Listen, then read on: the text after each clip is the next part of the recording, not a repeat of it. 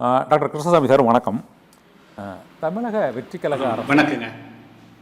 புதிய தமிழகம் கட்சி இந்த 2026 சட்டமன்ற தேர்தலில் ஒரு 70 தொகுதிகளில் போட்டியிட்டு 89,772 வாக்குகள் அதாவது சுமார் 90,000 வாக்குகள் மட்டுமே பெறக்கூடிய ஒரு சூழ்நிலை தமிழக அரசியல் களத்தில் ஒரு மூன்றாவது புதிய சக்தியாக தமிழக வெற்றி கழகம் புகுந்ததால் இந்த பாதிப்பு புதிய தமிழகத்துக்கு ஏற்பட்டதா, அல்லது புதிய தமிழகம் கட்சியின் அரசியல் ரீதியான செல்வாக்கு கூட்டணியில் இல்லாததால் இந்த வாக்குகள் கணிசமாக குறைந்ததாக எழுந்துள்ள அந்த விமர்சனம் குறித்து எப்படி பார்க்குறீங்க சார்?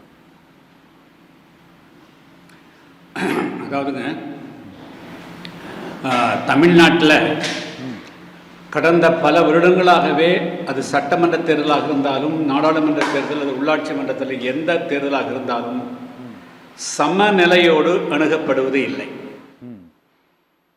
சமநிலையோடு அணுகப்படுவதில்லை என்று சொன்னால்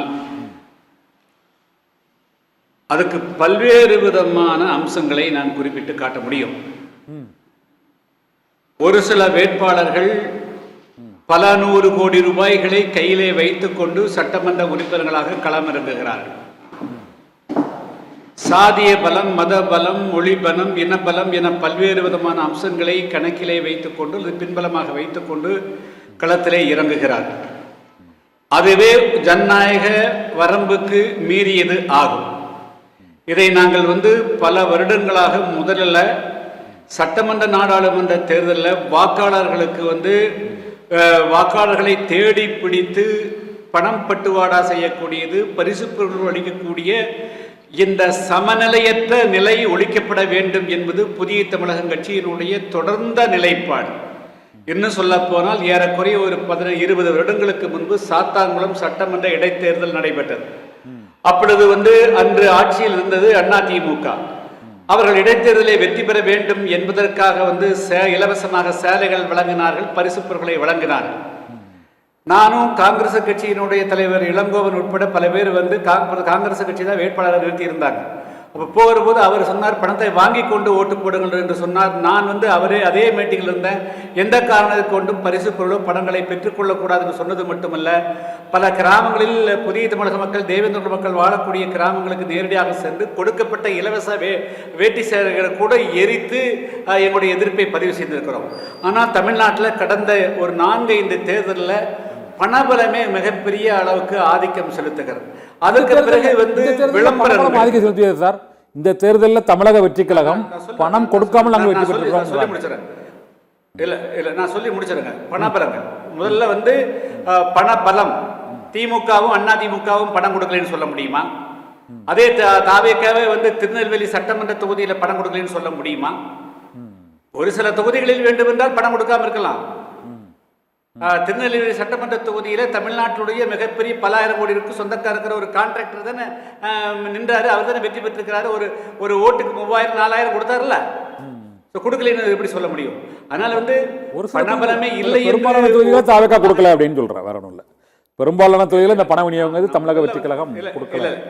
எங்களுடைய நிலைப்பாட்டு சொல்றேன். அதாவது தமிழ்நாட்டினுடைய சட்டமன்ற தேர்தலை பொறுத்த மட்டிலும் சமநிலையோடு அணுகப்பட வேண்டும் என்று சொன்னால் எந்த தேர்தலையும் எந்த கட்சியும் எந்த வாக்காளர்களுக்கும் பணம் கொடுக்காத, பரிசு பொருட்கள் கொடுக்காத நிலை வேண்டும். நான் எங்களுடைய கட்சியினுடைய மாநாடு ஜனவரி 7ஆம் தேதி மதுரையில் கூட்டணும். அதுலேயும் கூட நாங்கள் முக்கியமான தீர்மானம் நிறைவேறணும். ஆளுங்கட்சி ஒன்றே தேர்தலுக்கு முன்னாடி இருக்கக்கூடாது. 3 மாசத்துக்கு முன்னாடியே எல்லா விதமான பவரையும் தேர்தல் கமிஷன் கொடுத்துடணும். தேர்தல் கமிஷன் தான் அந்த 3 மாதத்துக்கு ஆட்சி இருக்கணுங்கிற சொல்லிக்கிறோம்.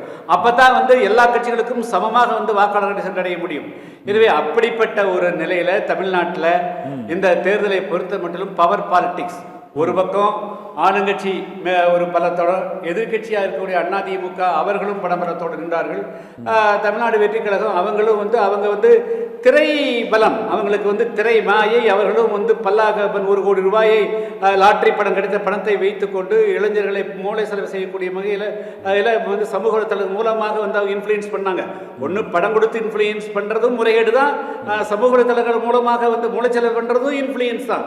ஆனால் நேர்மையாக மக்களிடத்தில் நாங்கள் என்ன செய்தோம் என்ன செய்வோம் என்பதை மட்டுமே சொல்லி வாக்காளர்களை அணுகினோம்.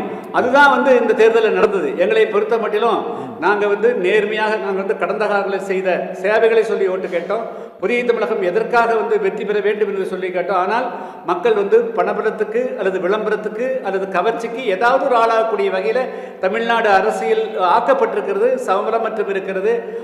அதன் காரணமாக எங்களால் கணிசமான வாக்குகளை பெற முடியாமல் போயிருக்கலாம், வெற்றியை போயிருக்கலாம். தவிர வேட்பாளர்கள் 3 மாத காலம் தேர்தலில் கடத்தல் நின்றதே மிகப்பெரிய விஷயம். இன்று வரையிலும் கட்சியில உறுதியாக நிற்கிறாங்க, கொள்கையை பேசுறாங்க, மக்களுக்கு செய்த நன்மைகள் எடுத்து சொல்ல முடிகிறது. இதுதான் புதிய தமிழக கட்சியினுடைய மிகப்பெரிய பலம்.